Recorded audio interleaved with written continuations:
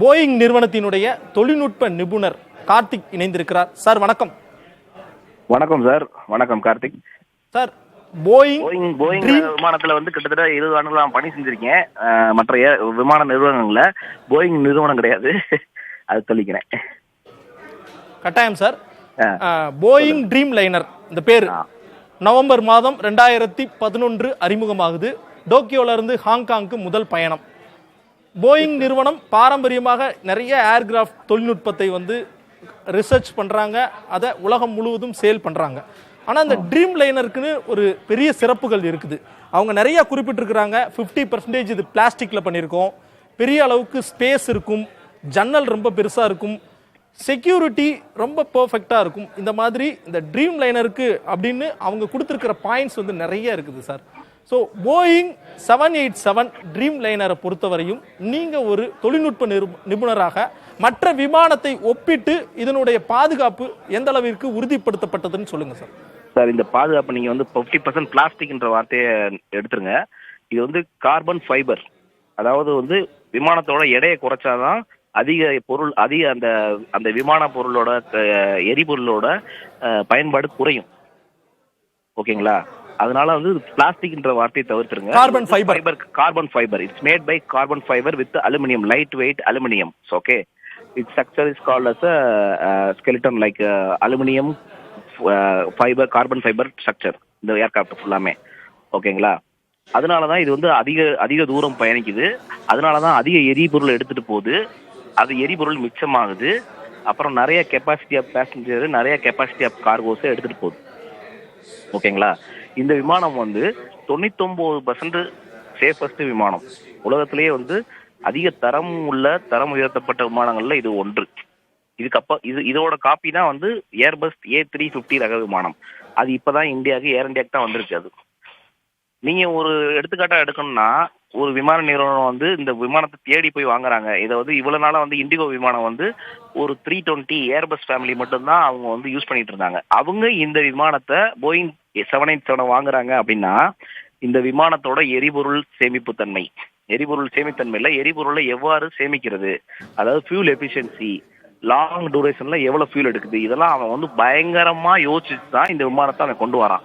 அப்படின்னா இந்த விமானம் வந்து நிப்பான் ஏர்வைஸ் வந்து பயங்கரமா யூஸ் பண்றாங்க. அது உலகத்திலே அதிகமா யூஸ் பண்றவங்க நிப்பான் ஏர்வைஸ். ஸோ இந்த மாதிரி எமிரேட்ஸ் இல்ல, எத்திஹாட் இருக்கு.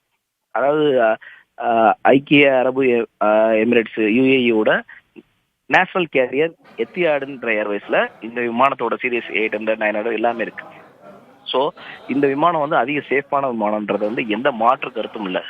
ஏதோ ஒரு தவறான இதனால இந்த விபத்து நடந்திருக்கு.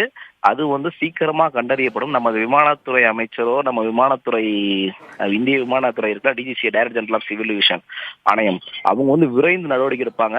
அவங்க நடவடிக்கைக்கான சாத்தியக்கூறு மிக எளிதாக உள்ளது.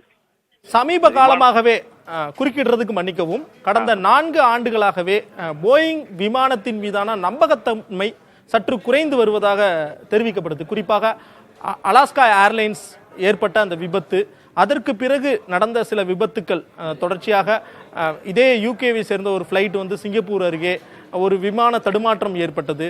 இது போன்ற தொடர்ச்சியான இந்த பாதுகாப்பு சந்தேகங்கள் போயிங் நிறுவனம் மீது எழுப்பப்பட்டு வருகிறது. அதை நம்மளால மறுக்க முடியுமா? சார், என்னோட கான்செப்ட் நான் சொல்றேன் சார்.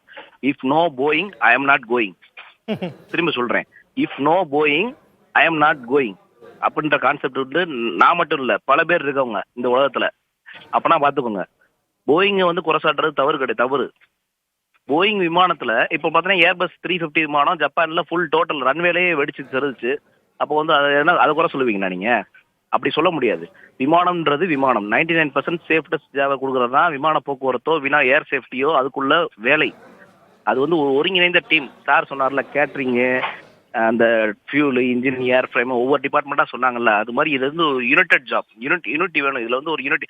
எல்லாருமே நம்ம உடம்பு எப்படி அனைத்து இதுல ஒருங்கிணைக்கப்பட்டிருக்கோ, இதயம், கல்லீரல், கணையம், அது மாதிரி இது ஒரு ஒருங்கிணைக்கப்பட்டது. எல்லாம் சேர்ந்தா தான் ஃபிளைட் பறக்கும் சார், இல்லைன்னா பறக்காது. ரொம்ப எளிமையா சொல்றீங்க சார். குறிப்பாக இந்த விமானம் எப்படி புறப்பட்டது, எந்த மாதிரி விபத்து ஏற்பட்டது அப்படிங்கிறத உங்ககிட்ட ஒரு தடவை ஞாபகப்படுத்திட்டு அது மூலமா கேள்வி எழுப்புறேன். சரியாக 1:39க்கு அகமதாபாத் விமான நிலையத்தில் உள்ள 27வது ரன்வேல இருந்து புறப்படுது. விமானம் புறப்பட்டு சரியாக 4 நிமிடங்கள்ல பக்கத்தில் இருக்கக்கூடிய மேவானி நகர் அப்படிங்கிற ஒரு பகுதிக்கு மேலே சரியாக 625 அடி உயரத்தில் விமானம் தன்னுடைய கட்டுப்பாட்டை இழந்து அங்கு இருக்கக்கூடிய கட்டிடங்கள் மீது மேலிருந்து கீழே விழுது. இதற்கு முன்பு நம்மிடம் பேசிய மோகன் அவர்கள் தெரிவித்தாங்க, இந்த விமானத்தில் ஃபியூல் வந்து முழுமையாக நிரப்பப்பட்டிருக்கும். ஏடிஎஃப் என கூறப்படக்கூடிய அந்த கெரோசின் ஃபியூல் கேட்டகரி. ஓகே, நீங்கள் அது சிறப்பு வாய்ந்த அந்த கேட்டகரியிலான எரிபொருள் கிட்டத்தட்ட 58 டன் அளவிற்கு நிரப்பப்பட்டிருக்கும் அப்படின்னு சொல்றாங்க. அந்த அளவிற்கு நிரப்பப்படக்கூடிய அந்த விமானம் ஒருவேளை மேலிருந்து கீழே விழுந்து விபத்து ஏற்பட்டால் அங்கு இருக்கக்கூடிய பயணிகள் யாருமே பிழைப்பதற்கு வாய்ப்பு மிக குறைவு எனவும் அவருடைய அனுபவத்திலிருந்து பகிர்ந்து கொண்டார். இந்த ஒட்டுமொத்த சம்பவத்தை பார்க்கும்போது எந்த இடத்துல தொழில்நுட்ப ரீதியாக பிரச்சனை ஏற்பட்டிருக்கும்? ஏன்னா உங்களுக்கு இதுக்கு முன் அனுபவம் இருக்கும். 99% பாதுகாப்பு உறுதிப்படுத்தப்பட்ட போயிங் விமானம் என குறிப்பிட்டிருக்கிறீங்க நீங்க. ஆமா, ஆக்சுவலா பாத்தீங்கன்னா இந்த விமானம் வந்து நம்ம வந்து கரெக்டா சொல்ல முடியாது. நம்ம விமானத்துறை ஆணையம், இந்திய விமானத்துறை ஆணையம், மினிஸ்ட்ரி, கீழே DGC director general of civil aviation வந்து அதுல வந்து ஏர் சேஃப்டின்னு ஒரு ஆணையம் இருக்கு, தனி பிரிவே இருக்கு. அவங்க வந்து விசாரிச்சு இது சொன்னாதான் அது நம்ம சிவிஆரோ டிஎஃப்டிஆர் ரெண்டு ரேட்டிங்குமே நம்ம எடுத்தாதான் நமக்கு கிடைக்கும். அதை வச்சுதான் நம்ம வந்து எதுவுமே பேச முடியும், எதுவுமே சொல்ல முடியும். அந்த பேராமீட்டர்ஸ், எதனால ஏர்கிராஃப்ட் டிராப் டவுன் ஆச்சு, எதனால ஃபிளைட் கண்ட்ரோல் லாஸ் ஆச்சு, எதனால இன்ஜின் டிராப்பா, என்ன பண்ணாங்க அவங்க உள்ள வந்து நோஸ் டவுனா நோஸ் அப்பா, இந்த விஷயங்கள் எல்லாமே பைலட் என்ன பண்ணிருக்காங்கன்றது எல்லாமே அங்க தெரிஞ்சிடும். சரிங்களா? இதை வந்து அவங்க இன்வெஸ்டிகேஷன் பண்ணி சொல்லுவாங்க. இது நம்ம அந்த விமானத்துல வேலையை அங்கனக்குள்ள நம்ம ஸ்பாட்ல இல்ல, அந்த ஃபிளைட் ஆப்ரேட் பண்ணாங்களா அவங்களுக்கு மட்டும்தான் தெரியும். அவங்களே இப்ப இல்லாத கண்டிஷன்ல வந்து அந்த சிவிஆர், காக்பிட் வாய்ஸ் ரெக்கார்ட், டிஎஃப்டிஆர், இந்த 2 மட்டும்தான் பதில் சொல்லும். அந்த பதிலுக்காக தான் எல்லாரும் வெயிட் பண்றாங்க. அந்த பதில் கிடைக்கிறது ரொம்ப சுலபமான விஷயம். ஏன்னா ஏர்கிராஃப்டோட டெயில் பார்ட் வந்து தனியா போயிருச்சு. நான் சொல்லக்கூடிய இது உங்களுக்கு எப்படி தெரியும் தெரியல. டெயில் பார்ட்னா பின்புறம் உள்ள பகுதி தனியா வந்துருச்சு. இந்த சிவிஆர் பிளாக் பாக்ஸ்ன்றாங்கல்ல, அது பிளாக் கலர் இருக்காது, அது வந்து சாஃப்ரான் கலர், காவி கலர் இருக்கும். அந்த சிவிஆர் டிஎஃப்டிஆர் வந்து காக்பீட்ல போய் நீங்க ஒரு பேப்பர் அப்படின்னீங்கன்னா கூட, பேப்பரை திருப்பி பேனா 2 தட்டு தட்டினீங்கன்னா கூட அது ரெக்கார்ட் ஆகும் காக்பீட்ல. அவர் என்னென்ன சுவிட்சை போடுறாரு, என்ன லைட்டை போடுறாரு, என்ன லைட் அமர்த்துறாரு, என்னென்ன கண்ட்ரோல்ல மூவ் பண்ணாரு, அவர் மூவ் பண்றதுக்கு பதில் டம்ப் பண்ணிட்டாரா, ஃபர்ஸ்ட் ஆஃபீஸர் பண்ணிட்டாரா, இவர் கேப்டன் பண்ணிட்டாரா, இது எல்லாமே அங்க அவங்க 2 பேருக்குள்ள என்ன பண்ணப்பா நீ என்னப்பா வண்டி ஓட்டுற, இப்படி இந்த இது எல்லாமே அங்க ரெக்கார்ட் ஆகும். அந்த பகுதி இப்போதைக்கு கடவுள் புண்ணியத்துல வந்து சேஃபா இருக்கு. ஸோ அந்த பகுதியை எடுத்து ஏர் சேஃப்டி, அதாவது அந்த ஏர் சேஃப்டி நம்ம ஆனால் டிஜிசியோட ஒரு பிரிவு ஏர் சேஃப்டி இருக்கு. அவங்க அதை எடுத்து ஒரு ஒரு ஒரு டேட்டா கேபிள் மாதிரி ஒரு கேபிளை போட்டு அப்படி ரீட் பண்ணாங்கன்னா முடிஞ்சு போச்சு, எல்லா டீட்டெயிலும் நமக்கு கிடைச்சிடும். ஓகேங்களா? இதுதான் விஷயம். அதனால அது வர்றதுக்கான நம்ம வெயிட் பண்ணணும். அவங்க ஒரு ரிப்போர்ட் கொடுப்பாங்க, இதுதான் ரீசன் சொல்லி. ஏன்னா many British people are involve, many foreign nationals are involve in this இந்த ஆக்சிடென்ட்ல. இதுக்கெல்லாம் பதில் சொல்லணும். இன்னொன்று போயிங் நிறுவனம் கேட்பாங்க, ஏர்பஸ் நிறுவனம் கேட்பாங்க, வேர்ல்டு லெவலில் ஐயாட்டா ஏர் சேஃப்டி அவங்களும் கேட்பாங்க. இதெல்லாம் ஒரு அனலைஸ் பண்ணி என்ன ரீசன் நடந்துச்சு, ஏன்னா ஃபர்ஸ்ட் இன்சிடென்ட் ஃபர்ஸ்ட் கிராஷ், அதற்கான பணியை பண்ணுவாங்க. நம்பிக்கை உள்ளது, விரைவில் நடக்கும். நாளைக்கே உங்களுக்கு தகவல் தெரிஞ்சிடும். சார், போயிங் 787 பொறுத்தவரையும் நீங்க குறிப்பிட்டிருந்தீங்க, கருப்பு பெட்டி அப்படிங்கிறது எங்க எல்லாருக்கும் தெரிந்த ஒரு பாதுகாப்பு தொடர்பானது. எப்படி விமான விபத்து ஏற்பட்டிருக்கும் அப்படிங்கிறது தெரியும். வேறு என்ன போயிங் 787 விமானத்தை பொறுத்தவரையும் நம்ம விபத்து எப்படிலாம் நடந்திருக்கலாம் அப்படிங்கிறதுக்கான கருவிகள் பொருத்தப்பட்டிருக்கும்? சார், உங்களுக்கு வந்து வெதர் ரடார் வந்து ஃபங்க்ஷன்ஸ் பயங்கரமா இருக்கும் சார். இன் ஃபிளைட்ல எத்தனை அடி போனாலும் உங்களுக்கு ஃப்ரண்ட்ல வந்து அதோட எஃபிஷியன்சி நல்லா இருக்கும். இன்ஜின் வந்து என்ன பேராமீட்டர்ஸ், இன்ஜின் என்ன கண்டிஷன்ல இருக்கு, இன்ஜின் மானிட்டரிங் ஒரு இருக்கு, அது வந்து கரெக்டா உங்களுக்கு பதில் சொல்லும். ஓகேங்களா? இந்த மாதிரி லேட்டஸ்ட் நிறைய விஷயங்கள் இருக்கு. ஆனா காக்பிட் ஃபைனலி இது எல்லாமே போறது எங்கன்னா சிவிஆரும் டிஎஃப்டிஆருக்கும் தான். சிவிஆர்னா cock voice recorder, DFDR digital flight recorder, data recorder. நீங்க வந்து ஒரு சுவிட்சை போடுறீங்க அப்படின்னா அது டேட்டா ஆயிரும். ஒரு நம்பர் அமுக்குறீங்க அப்படின்னா அது டேட்டா ஆயிரும். நீங்க ஒன்று பேசுறீங்க அப்படின்னா வாய்ஸ் ஆயிரும். இதுதான் விஷயம். இது 2 தான் உங்களுக்கு வந்து காக்பீட்ல இருந்து அந்த சிக்னல் வந்து பின்னாடி வரைக்கும் போகுது.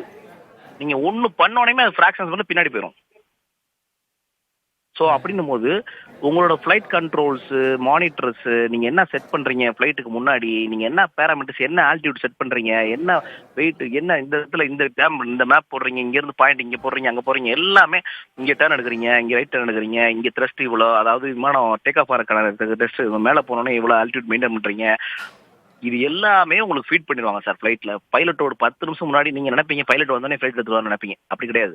பைலட் நீங்க 10 மணி ஃபிளைட்னா அவர் வந்து 9 மணிக்கு உள்ள காக்பீட், 9:30 மணிக்கு உள்ள காக்பீட்ல இருப்பார். 9:30 மணிக்கு அவர் அதுக்கு முன்னாடி ஒரு 2 மணி நேரத்துக்கு 1 மணி நேரத்துக்கு முன்னாடி மெடிக்கல் செக்ல இருப்பாரு. அதுக்கப்புறம் அவங்க நிறைய டெஸ்ட் இருக்கு. அதுக்கப்புறம் அவங்க வந்து 9:30 மணிக்கு ஏறுவாங்க உள்ள. அவங்களோட வேலை வந்து ஃபிளைட்டோட condition monitoring, data parameters, operation sites feed பண்றது, இது எல்லாமே அவங்களோட வேலை. அதுக்கப்புறம் தான் அவங்க இன்ஜினியர் கிளியரன்ஸ் கொடுப்பான். அதுக்கப்புறம் தான் ஃபியூல் ஏற்றுவாங்க. அதுக்கப்புறம் தான் ஆப்ரேஷன் சைட்லேருந்து இவ்வளோ ஃபியூல் ஏற்றுங்க வரும், சென்டர் ஆஃப் கிராவிட்டி இவ்வளோ வரும். இதில் ஏதாவது ஒரு தவறு, எந்த ஒரு தவறு நடந்தால், கார்கோ லோடிங்கில் தவறு நடந்தால் கூட வண்டி மேலே தூக்காமல் பின்னாடி டெய்லில் இருந்தால் பின்னாடி ஒன் சைடு நீங்கள் லோட் பண்ணால் கூட நீங்கள் இது வேணும். இது எல்லாமே ஏரோடைனமிக்ஸ் சம்மந்தப்பட்டது சார். அதனால எந்த ஒரு டிபார்ட்மெண்ட்டும் அசால்ட்டாக எதுவும் பண்ண மாட்டாங்க. லோடன் சார்ட் இருக்கு, லோடன் அந்த ட்ரிம் இருக்கு, இந்த மாதிரி நிறைய ஸ்டாஃப்ஸ் இதில் இன்வால்வ் ஆகாங்க. இதில் வந்து ஃபைனலி இந்த மாதிரி ஒரு விபத்து நடந்திருக்கு அப்படின்னா ரொம்ப வந்து நம்மளால ஏற்றுக்கொள்ள முடியாத இருக்கு, ஜீரணிக்க முடியாத இருக்கு, குழம்பி போயிருங்க. நம்மளே வந்து ஒரு குழம்பி போயிருக்கோம். ஏன்னா அந்த விமானத்துல வந்து நான் வந்து எனக்கு ரொம்ப பிடிச்ச விமானம். அதுல நிறைய நாள் வேலை பார்த்திருக்கேன். 2019 இருந்து 23 வரையும் அந்த விமானத்துல வேலை பார்த்திருக்கேன். எல்லாமே ஈஸி மெயின்டெனன்ஸ். அதை பராமரிக்கக்கூடிய விதம் கூட ரொம்ப எளிமையானது. மற்ற விமானங்கள் போயிங் 737, போயிங் 777, 777 அதை பராமரிக்கிற இதை விட இந்த விமானத்தை ஈஸியாக பராமரிக்கலாம். Maintenance free aircraft, less maintenance aircraft, நிறைய, அதாவது ஆப்ரேஷன்ஸ் வைஸ் ஏர்லைனுக்கு அதிகப்படியான வருமானத்தை கொடுக்கக்கூடிய இந்த விமானம் தான் இந்த விமானம். கார்த்திக் சார், பறவைகள் மோதல் விமான விபத்திற்கு ஒரு காரணமாக இருக்கலாம் அப்படின்னு சொல்லி ஒரு தகவல்கள் வெளியாகி இருக்குது. குறிப்பா அகமதாபாத் விமான நிலையத்தை சுற்றி நிறைய பறவைகள் நடமாட்டம் கடந்த சில நாட்களாக இருந்ததாகவும் கூறப்படுது. இந்த பறவைகளினால் விமானத்தினுடைய பாதுகாப்புக்கு எவ்வாறு குந்தகம் விளைவிக்க முடியும்? என்னைக்குமே அகைன்ஸ்ட் நேச்சர் பிரச்சனை தான் சார். எத்தனை அடி நீங்க தூரத்தில் போனாலும் நீங்க வந்து சின்ன சின்ன ஒரு கழுகு, நீங்க ஒரு பறவையோட வெயிட் எவ்வளவு பார்த்துருப்பீங்க? 100 கிலோ கழுகை பார்த்துருக்கீங்களா நீங்க? சரி, ஒரு 20, 30, 40 கிலோ கழுகு பார்த்துருக்கீங்களா? பார்த்துருக்க முடியாது. அவ்வளோ பெரிய பெரிய கழுகுகள் வந்து மேலே பறக்கும். அதெல்லாம் ஒரு இன்ஜின் அடிச்சா இன்ஜின் பிளேடையே வந்து இது பண்ணிடும். ஆனால் அந்த பிளேடை அடிக்கும் போது அவங்க உள்ள லாட்ஸ் ஆஃப் கண்ட்ரோல், இன்ஜினோட இது எஃபெக்ட் தெரிஞ்சிடும். அவங்க உடனே நெக்ஸ்ட் ஏர்கிராஃப்ட்ல வந்து லேண்ட் ஆவாங்க. விமானத்தில் வந்து விமானத்துக்கு எதிரியே வந்து பறவை தான். எனக்கு தெரிஞ்சு விமானம் மேலே ஏறும் போது அந்த விமானத்துக்கு வந்து எதிரியே பறவை தான். ஆனால் நேச்சர் அதை நம்ம வந்து தடுக்க முடியாது. ஏன்னா ஹை ஆல்டிடியூட் ஃப்ளைங் பேர்ட்ஸ் நிறைய இருக்கும். அதை வந்து நம்ம வந்து தடுக்க முடியாது. அது வந்து உள்ள வந்து விடுதான் செய்யும். ஆனா இவ்வளவு ஷார்ட் டிஸ்டன்ஸ்ல இவ்வளவு நீங்க சொன்னீங்க 800 அடின்றது வந்து ஜஸ்ட் வந்து ரொம்ப கம்மி சார்.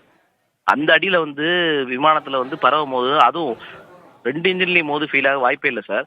ஒரு இன்ஜின்ல மோதுனா, இன்னொன்று தெரிஞ்சுக்கோங்க, விமானம் ஒரு இன்ஜின் ஃபெயில் ஆனா கூட ஒரு இன்ஜின்ல வந்து லேண்ட் ஆகும், டேக் ஆஃப் ஆகும். விமானத்துக்கு ஒரு இன்ஜின் ஃபெயில் ஆனாலும் இன்னொரு இன்ஜினால மேலே ஏற்றக்கூடிய இறங்கக்கூடிய தன்மை உள்ளது. அது designed by single engine operations. Even பவரா இருந்தாலும் சரி, பவர் ஃபெயிலியரா இருந்தாலும், ஒரு இன்ஜின்ல பவர் ஃபெயிலியரா இருந்தாலும் சரி, பின்னாடி ஆக்சிலரி யூனிட்னு ஒரு பவர் இருக்கு, ஏபியூன்னு சொல்லி ஆக்சுவலி பவர் யூனிட் இருக்கு, அதுல இருந்து பவர் வரும். ஸோ உங்களுக்கு வந்து ஒரு இன்ஜின்ல பவர் ஃபெயிலியரு, இந்த சிஸ்டம் ஒர்க் ஆகல அப்படின்னா அவங்க பின்னாடி ஆக்சிலரி பவர் யூனிட்ல இருந்து எடுத்துக்கலாம். இதே பவர் இந்த இன்ஜின்ல இந்த இதுல வந்து பவர், அதான் எலக்ட்ரிசிட்டி பவர் ஃபெயிலியர் நம்ம சொல்ல முடியாது. இந்த விமானத்துல என்ன நடந்ததுன்றத சிவிஆர் டிஎஃப்டிஆர் ரெக்கார்டு என்ன சொல்லுதோ அதுபடி தான் சார் நான் சொல்ல முடியும். அதுக்காண்டி நம்ம வந்து பறவைகள் மேல குற்றம் சொல்ல முடியாது சார். பேர்டு கட்டு நான் நிறைய பார்த்துருக்கேன் சார். பேர்டு கட்டு வந்து இன்ஜின்ல தான் அடிக்கணும் கிடையாது. பைலட் உட்காந்துருக்காருல, அவர் விண்டோ முன்னாடி கூட அடிக்கும். அப்படி ரத்தமா வரும். லேண்டிங் இயர்ல அடிக்கும், ரத்தமா இருக்கும். அப்படி பிளஸ் நம்ம ஒரு 10 கிலோ 20 கிலோ அதை மட்டும் எடுப்போம், இன்ஜின்ல விழுகும். சில இன்ஜின்ல விழுந்து இம்பாக்ட் ஆனா அது ஒரு இன்ஜின்ல வந்து அடிச்சா இன்னொரு இன்ஜின் இருக்கு சார். 2 இன்ஜின்லயும் சேர்ந்து அடிச்சா அப்படிலாம் வாய்ப்பே இல்லை சார். சார், விமானத்தை பொறுத்தவரையும் எத்தனை பாகங்கள் இருக்குது சார்? பொதுவாக சொல்லுவாங்க ராக்கெட் டெக்னாலஜி, ஃபிளைட் டெக்னாலஜி அப்படிம்பாங்க. இருக்கக்கூடிய பொறியியல் அதிசயமாக நம்ம விமானத்தை தான் பார்க்குறோம். விமானத்தில் சிறு தொழில்நுட்ப கோளாறு கூட மிகப்பெரிய பாதிப்பை ஏற்படுத்தும். இந்த சூழல்ல விமானத்தை பொறுத்தவரை என்னென்ன பாகங்கள் ரொம்ப முக்கியமான பாகங்களாக பார்க்கப்படுது? இது வந்து விமானம் வந்து எப்படி தெரியுமா, ஜோன் வைஸ் பிரிப்பாங்க சார். எல்லா ஏர்கிராஃப்ட்டுக்கும் same zone 100, zone 200, zone 300, zone 400, zone 500, 600 அப்படின்னு இருக்கு சார். ஒவ்வொரு ஜோனுக்கும் ஒன்று இருக்கு சார். ஓகேங்களா? ஃபியூஸ்லேஜ் ஜோன் 100 வந்து பிலோ கார்கோ, 200 வந்து அப்பர். அது மாணிக்க ஜோன் வைஸ் ஒவ்வொரு பாகம் இருக்கு சார். இன்ஜினுக்கு வந்து தனி டீம் சார், பவர் பிளான்ட். ஓகேங்களா? அவர் ஏற்கனவே சார் சொன்னார், ஏவியானிக்ஸ் சொன்னார். ஏவியானிக்ஸ்னா எலக்ட்ரானிக்கலி சம்மந்தப்பட்டதை பார்க்குறவங்க ஏவியானிக்ஸ். ஏர் ஃப்ரேம்னா இன்ஜினு, அதோட ஃபியூஸ்லேஜ், விங்கு, லேண்டிங் கியர் எல்லாத்தையும் பார்க்குறவங்க ஏர் ஃப்ரேம். It's call B1. அந்த எலக்ட்ரானிக் பண்ணுறவங்க it's call B2. 2 scope of engineer இருப்பாங்க. நீங்கள் ஒரு ஃப்ளைட்டை வந்து ஒரு இன்ஜினியர் எல்லாம் ரிலீஸ் பண்ண முடியாது. ஒரு ஃபால்ட் வந்துன்னா ஒரு B1, B2, அதாவது எலக்ட்ரிக்கல் இன்ஜினியரும் ஏவியானிக்ஸ் இன்ஜினியர் வாங்க. ஏவியானிக்ஸ் இன்ஜினியர் B2, ஏர் ஃப்ரேம் இன்ஜினியர் B1. இவங்க 2 பேரும் சேர்ந்து தான் அந்த வேலையை பார்க்க முடியும். நீங்கள் பாட்டுக்கு ஒரு வேலையை பார்த்துட்டு நான் கிளியர் பண்ணிட்டேன்னு சொல்ல முடியாது. அவரோட கன்ஃபர்மேஷன் வேணும். அதே மாதிரி நிறைய டாஸ்க் வந்து டூப்ளிகேட் இன்ஸ்பெக்ஷன் இருக்கு. நிறைய டூப்ளிகேட் இன்ஸ்பெக்ஷன் நிறைய இருக்கு. டூப்ளிகேட் இன்ஸ்பெக்ஷன்றது வந்து ஒரு மேஜர் டாஸ்க் நாங்கள் பண்ணுறோம் அப்படின்னா, லேண்டிங்கில் ஒர்க் பண்ணுறோம், ஒரே டயத்தில் 2 இன்ஜினில் வேலை பார்க்குறோம் அப்படின்னா, அங்கே வந்து 3வது ஆள் வந்து பார்க்கணும், சைன் பண்ணணும். அதுதான் ப்ரொசீஜர்ஸ். இந்த மாதிரி நிறைய இருக்குது சார். இதெல்லாம் வந்து நான் எப்படி சொல்கிறேன்னா, நீங்கள் மெயின்டெனன்ஸ்குள்ளே ரொம்ப டீப்பாக போன மாதிரி இருக்குது. அதையும் மீறி ஒரு விபத்து நடக்குது அப்படின்னா, இது வந்து நம்ம விசாரித்த பிறகு தான் தெரிய வரும் தவிர நம்ம எதுவுமே சொல்ல முடியாது சார்.